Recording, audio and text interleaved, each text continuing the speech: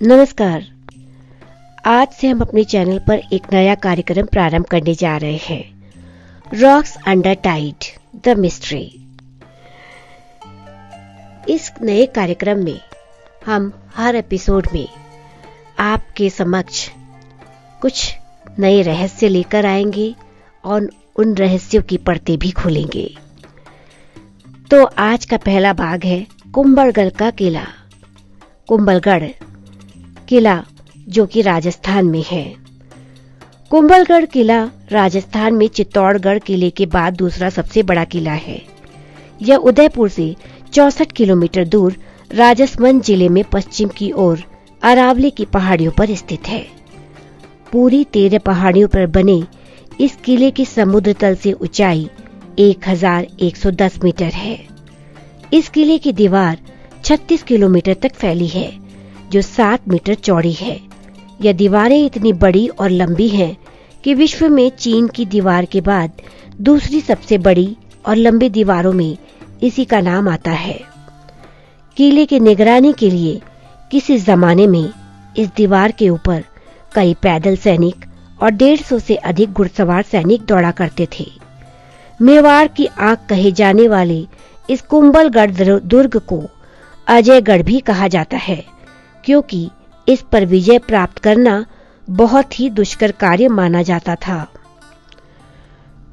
अब चलते हैं कुंभलगढ़ के इतिहास की ओर। कुंभलगढ़ किले का निर्माण 15वीं शताब्दी में महाराणा कुंभा के द्वारा किया गया था। यह राजस्थान का दूसरा सबसे बड़ा किला है और इस विशाल किले को बनाने में 15 वर्षों का समय लगा था। महाराणा कुंभा के मेवाड़ राज्य का विस्तार बहुत ही अधिक था।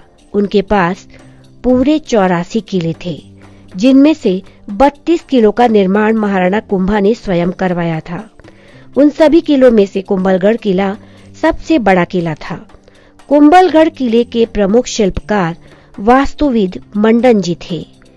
किले की दीवारों को जब बनाना शुरू किया गया तब कई परेशानियां आने लगी थी। दिन में दीवारों को बनाया जाता था और रात में दीवारें अपने आप गिर जाती थी। जब कई बार ऐसा हुआ तब महाराणा कुंभा ने स्थानीय लोगों से इसका कारण पूछा, तो स्थानीय लोगों ने उन्हें भैरव मुनि के बारे में बताया। भैरव मुनि ने किले के निर्माण में आने वाली बाधाओं का कारण देवी देवताओं की शक्तियों को बताया और कहा कि नरबलि ही इसका एकमात्र उपाय है। जब तक कोई मनुष्य बिना किसी लोभ लालच के स्वयं की इच्छा से बलिदान नहीं देगा, तब तक किले का निर्माण असंभव है। जब कोई स्वयं की इच्छा से बलि देने वाला व्यक्ति नहीं मिला, तब महाराणा कुंभा और अधिक चिंतित हो गए। तब अंत में स्वयं भैरव मुनि बलिदान देने के लिए आगे आए और कहते हैं कि जहां से वह पहाड़ी चढ़ना शुरू करे, वहां से किले की सुरक्षा दीवार को बनाना शुरू किया जाए, ऐसा भैरव मुनि ने कहा था। और अंत में जिस स्थान पर वे पहुंचे वहां पर किले का निर्माण किया जाए।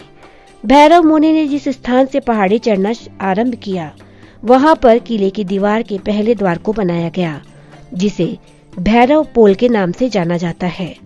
थोड़ा सा आगे चलने पर तलवार से उनकी गर्दन को काट दिया गया और उनका सिर जिस स्थान पर गिरता है, वहां पर भैरव मुनि का छोटा सा मंदिर बनाया गया। सिर कटने के बाद भी भैरव मुनि पहाड़ी के ऊपर चढ़ते गए और लगभग 700 मीटर पहाड़ी के ऊपर चढ़ने के बाद उनका शरीर गिरता है और वहीं पर कुंभलगढ़ किले का निर्माण किया जाता है। जिस जगह पर भैरव मुनि का शरीर गिरता है उसे कटारगढ़ नाम दिया गया था। कुंभलगढ़ किले की संरचना बहुत अलग थी। कुंभलगढ़ किला अरावली पर्वत श्रृंखला की 13 छोटी बड़ी पहाड़ियों के ऊपर कुछ इस प्रकार स्थित है कि 500 मीटर दूरी से यह दिखाई भी नहीं पड़ता, परंतु किले के ऊपर से तो आप कई किलोमीटर तक नजर दौड़ा सकते हैं। कुंभलगढ़ किले में प्रवेश करने के लिए इसकी विशाल दीवार में 7 बड़े दरवाजे हैं।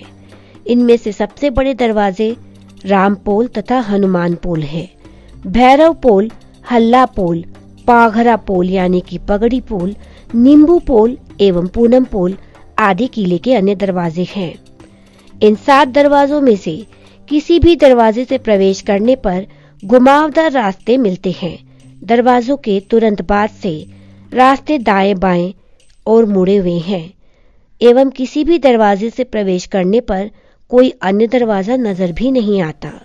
दरवाजों की यह जटिल संरचना आक्रमणकारियों को भटकाने के लिए बनाई गई थी, परंतु आक्रमणकारी कभी इन दरवाजों के अंदर प्रवेश तक नहीं कर पाए। कुंभलगढ़ को अजय दुर्ग भी कहा जाता है। इस पर 17 बार आक्रमण हुआ था, परंतु इसे कभी भी कोई जीत नहीं पाया। कुंभलगढ़ पर जो सबसे मुख्य आक्रमण हुआ था वह 1576 के हल्दी घाटी के युद्ध के बाद हुआ था। अकबर महाराणा प्रताप से इतना अधिक डरता था कि वह कभी महाराणा प्रताप के सामने नहीं आया। हल्दी घाटी के युद्ध में अकबर अपनी ओर से जयपुर के राजा मानसिंह को युद्ध करने के लिए भेजता है। जब राजा मानसिंह महाराणा प्रताप के बीच भीषण युद्ध होता है, उस युद्ध में हार जीत का कोई संतोषजनक निर्णय नहीं निकलता, परंतु जन धन की क्षति दोनों ओर से बहुत अधिक थी। हल्दी घाटी के युद्ध के बाद महाराणा प्रताप कुंभलगढ़ किले में आकर रुकते हैं तथा कुछ समय बाद किले की सारी जिम्मेदारी अपने मामा के पुत्र भान सोगरा जी को सौंपकर डूडर के पास चुलिया गांव में चले जाते हैं और वहां जाकर भामा शाह और उनके भाई ताराचंद जी से मिलकर धनराशि एकत्र करते हैं और फिर एक बार फिर से सेना एकत्रित करने में जुट जाते हैं। इसी बीच अकबर को पता चलता है कि महाराणा प्रताप कुंभलगढ़ में रुके हुए हैं। तब अकबर शहबाज खान को नया सेनापति नियुक्त करता है और कुंभलगढ़ के किले पर कब्जा करने के लिए उनको भेजता है ताकि वो महाराणा प्रताप को बंदी बना सके। शहबाज खान जब कुंभलगढ़ पर आक्रमण करने के लिए आता है तो वह अरावली की पहाड़ियों में खो जाता है। उसे कुंभलगढ़ का रास्ता ही नहीं मिलता। तब वह कुंभलगढ़ में सब्जी पहुंचाने वाली 3 मालिनों को बंदी बनाता है और जबरन उनसे किले का रास्ता पूछकर किले तक तो पहुंच जाता है।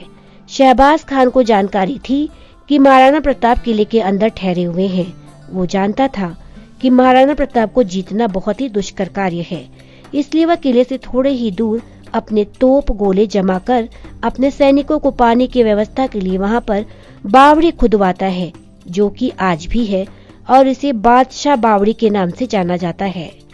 पानी की व्यवस्था करने के बाद शहबाज खान किले पर आक्रमण शुरू कर देता है, परंतु महाराणा प्रताप के ममेरे भाई भान सोगरा और उनके सैनिक मुंह तोड़ जवाब देते हैं और शहबाज खान को वापस भागने पर मजबूर कर देते हैं। कुछ इतिहासकार के अनुसार शहबाज खान कुंभलगढ़ में जाने वाले पानी में जहर मिलाकर कुंभलगढ़ पर कब्जा तो कर लेता है, परंतु यह कब्जा ज्यादा समय तक नहीं रह पाता। इसके बाद 1582 में महाराणा प्रताप और शहबाज खान के बीच कुंभलगढ़ से 60 किलोमीटर दूर दिवेर के जंगलों में भयंकर युद्ध होता है। इस युद्ध में महाराणा प्रताप शहबाज खान को मौत के घाट उतार देते हैं, लेकिन इसके आगे की कहानी हम आपको दूसरे भाग में सुनाएंगे। तब तक के लिए हमारे साथ बनाए रखिए। चलती हूँ, फिर मिलूंगी आपसे, अनुमति लूंगी। तब तक के लिए अपने और अपने परिवार का बहुत ख्याल रखिए। नमस्कार।